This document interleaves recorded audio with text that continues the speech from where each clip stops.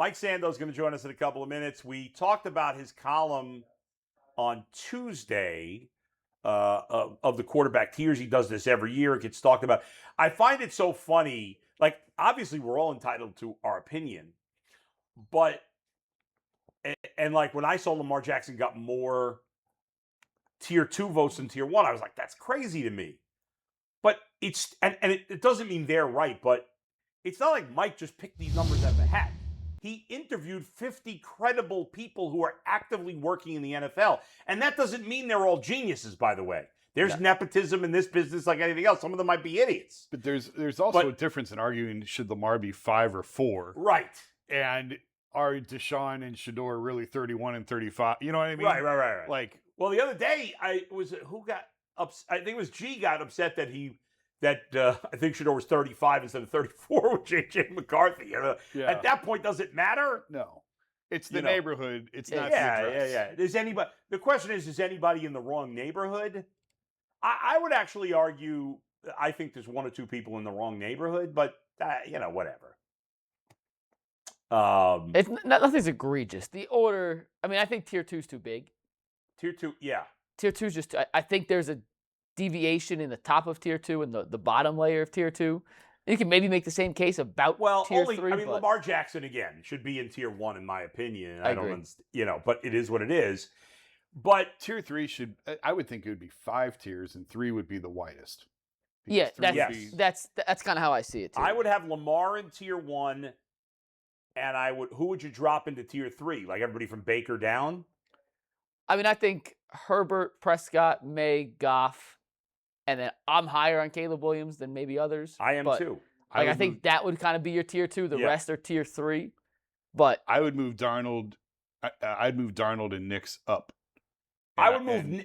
If I were voting, this is a culmination of votes, so I would have Nix a little higher. But I don't think there's any to me that I'm like, oh my God, that's so way off. I don't think there's anything egregious there. No. We got Mike. All right, Mike Sando does the quarterback tiers every year. We love talking about it. We talked about it on Tuesday. I like that Mike was kind of going at it with some people on Twitter yesterday. I found that funny.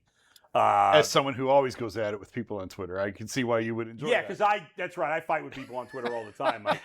So, because people say just the dumbest things, as if some random Joe's opinion is more important than 50 current people in the NFL. And again, it doesn't mean some of them aren't wrong sometimes. But like a general consensus is going to be a stronger opinion than some random Joe on Twitter. But anyway, Mike, thanks for joining us. We appreciate it. There was a random Joe. I went after a random Joe. I said, hey, everyone should follow Joe here because he's correct. Mahomes and Burrow aren't that good. My favorite little salty one was going at Bill Simmons a little bit. He's like his Patriot fanboy stuff. He's like, yeah, I got is Drake May a top 4 quarterback? And I said something like, 8 GMs, 9 people who think he is. And I listed all the people that voted, people who think he's not, all the people in the league, and the people who think he is, just Bill. So it's fun. I have fun with it. I love the banter, and there's always good stuff to talk about. He was right though. That with Bill Simmons, and again, everybody's entitled to their opinions, but at least admit when you're biased. Yeah. He does, though. Everyone knows he's a Celtic fan, Patriot guy, so it comes with it. Fair. You might be surprised to hear, Mike, that Browns fans are unraveling over. Are they really? Deshaun at 31 and Shedeur. Well, Shedeur fans are unraveling over Shedeur at 35. Yeah. Deshaun fans, the 6 that are left, are unraveling over Deshaun at 31. Shedeur is just uniquely polarizing, I think, for the fans. Yeah. He is. So when did you start the polling on that? Because obviously this was done before training camp.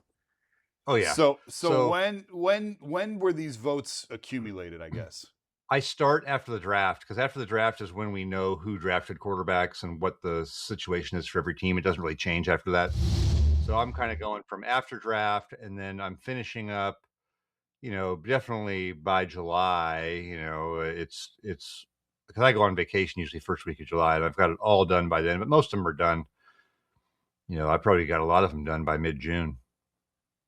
So what were you all surprised to see Deshaun come back at 31 and Shedeur at 35? I'm guessing not. No surprise on Deshaun. I would give him a 4 all day, and it's not like it's disrespectful. It's just he's at best an unknown. At best an unknown, and at worst the jury's in, and it's not good. Shedeur is so interesting because there were people who thought he was going to be drafted, people in the league who thought he was going to be drafted much higher.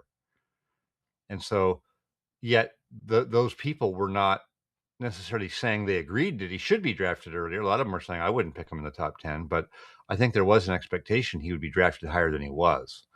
And now, after seeing him last season, and not just as a player, but just seeing how he handles things, I think the league's turned off.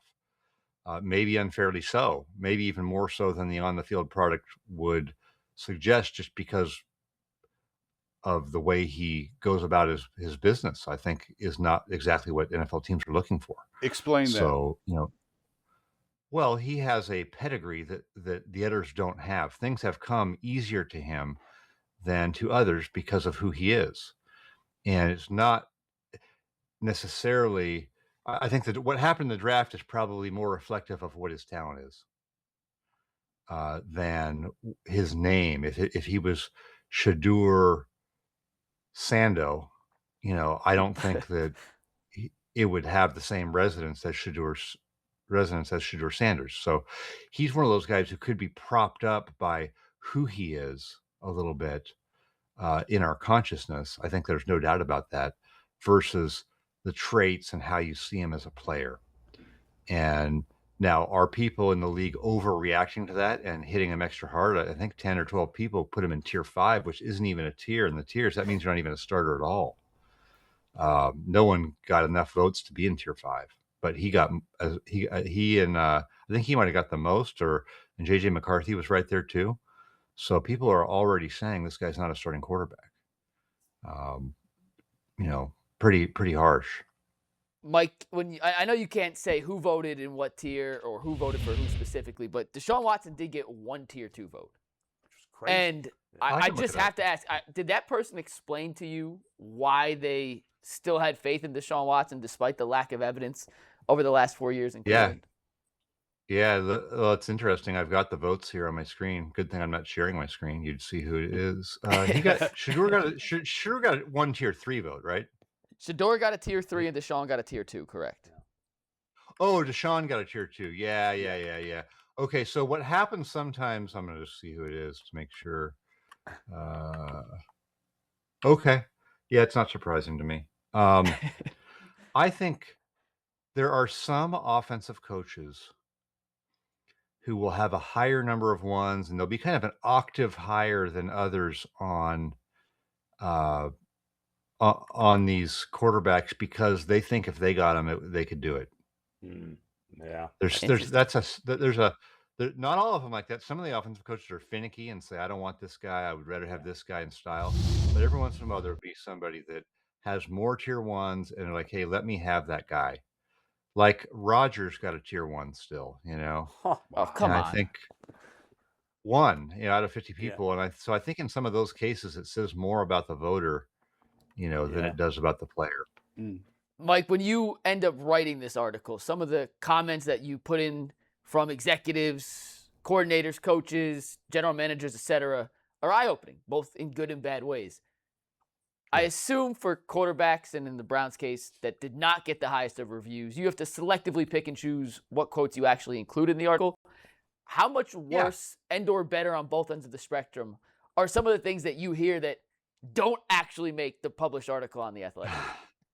Well, I try to balance out, because you're giving somebody an anonymous forum, I don't want there to be a personal attack, or a hearsay personal attack. I want it to be, based on what they've seen, and then I want to try to balance it out. So, in Shedeur's case, I used, or like JJ McCarthy, I used a tough one. Like JJ McCarthy was like, football is hard for him. I mean, I think that sums him up. Football looks hard for him, but then there's also something in there of like, hey, maybe we need to change our expectations for him, And so for Shedeur, I was mindful of, I think in the beginning of it, not just let's not just drop the elbow off the top ropes for everybody, because you could do that.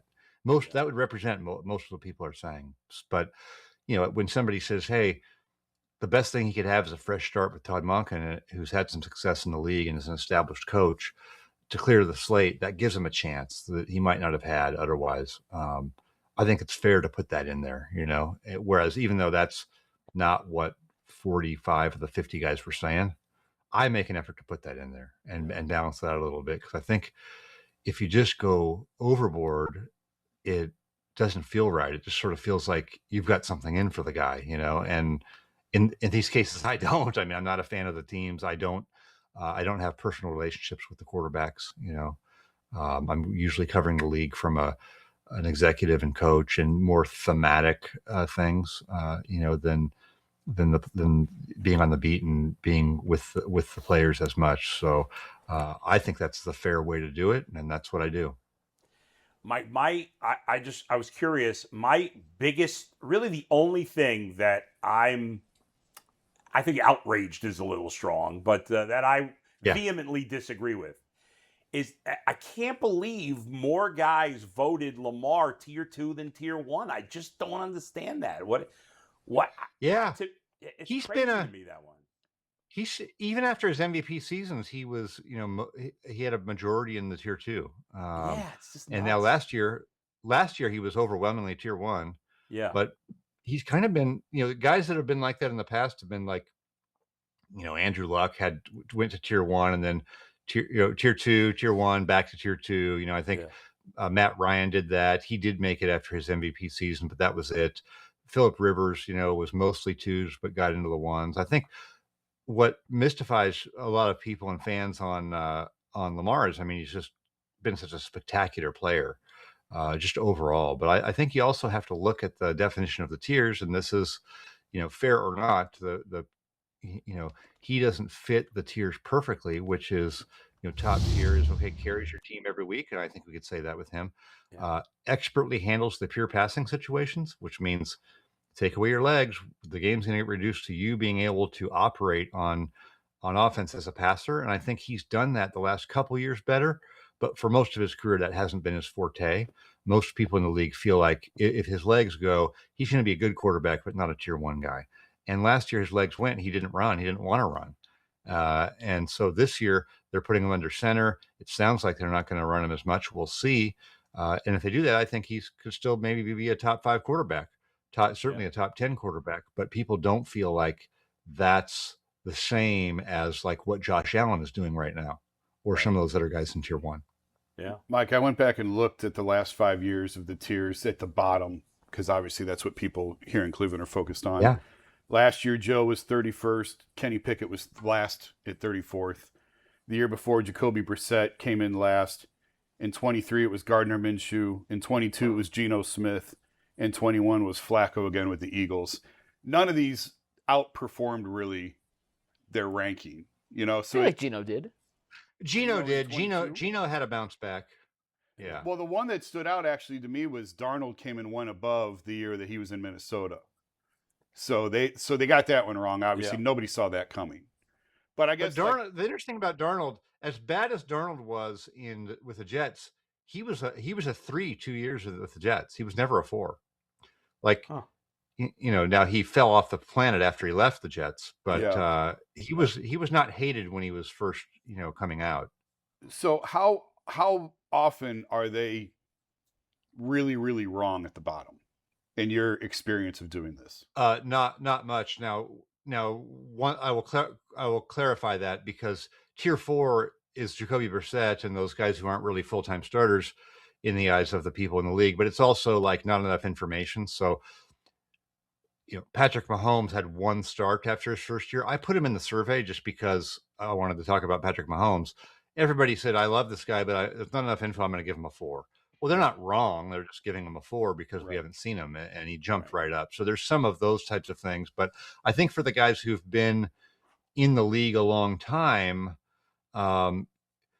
you're probably only wrong if they were overly downgraded from being in a super difficult situation. I think the New York teams have been super difficult situations just for Daniel Jones, Darnold, what's around them, the expectations in the media, all of that stuff. So we have seen some guys, I think, go and perk up after being there. But most of those guys we're talking about are backups. That you were reading off are best as backups and never really were more than that. Yeah. Mike, we appreciate the time. Great job on the column as always, and we'll talk to you again soon. Thank you. Great. Thanks, Thank Mike. you. Appreciate it. Yeah. Thanks, Mike. Have a good one, guys. It is fascinating, and he took us, inside the making of it to some degree. I do think, to be fair about it, when it comes to Shedeur, the fact that so many people vote, some of it is personal. Yeah, 100%. There's 100%. no doubt about it. Because based on the criteria, he should be a 4. You should vote him a 4. There's not an and 4 is an unknown.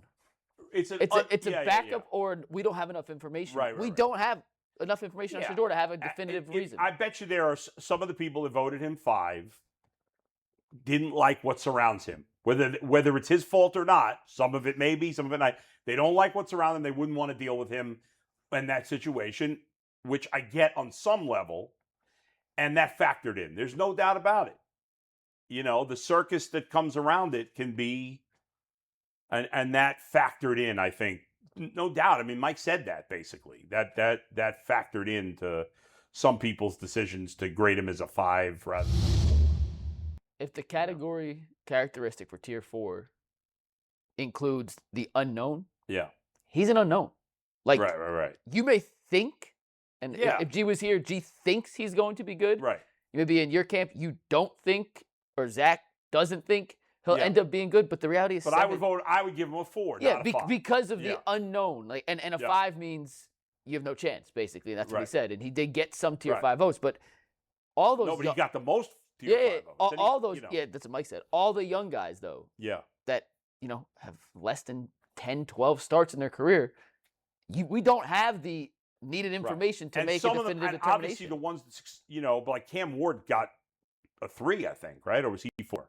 No, he was a 3. And Tyler so Shuck he was a did 3. nothing. I know he was a high pick, but he didn't do anything. But he started 15, 16 games. I You have hear- a bigger sample I hear, size. but Well, but it if shows anything, people- that should have penalized him because he wasn't any good. It shows people are just higher on his overall potential Exactly. than And it where shows they there are. was some personal here. But should Shedeur have been significantly higher than where he was? No. He's got a chance I don't know. he has a chance to rise the rankings significantly. Right, but he'll still get some people that will vote him lower because of the personal, which I agree. again, it's not right. unfair, It's and not but right, I but- understand it at the same time. But If he's good enough, none of the rest of that will matter. it You doesn't have matter to, at all. You have to be good enough to over. That's right. For where teams are willing to put up with everything else. If you're Yes. not good and there's everything else, you got no shot. And Well, it's that the is the true. hot crazy scale with girls. Yeah, I don't think you want to go down that road on the air. No, I'm just like that. It's a meme that everyone knows. Like Yeah, yeah. there's a There's line.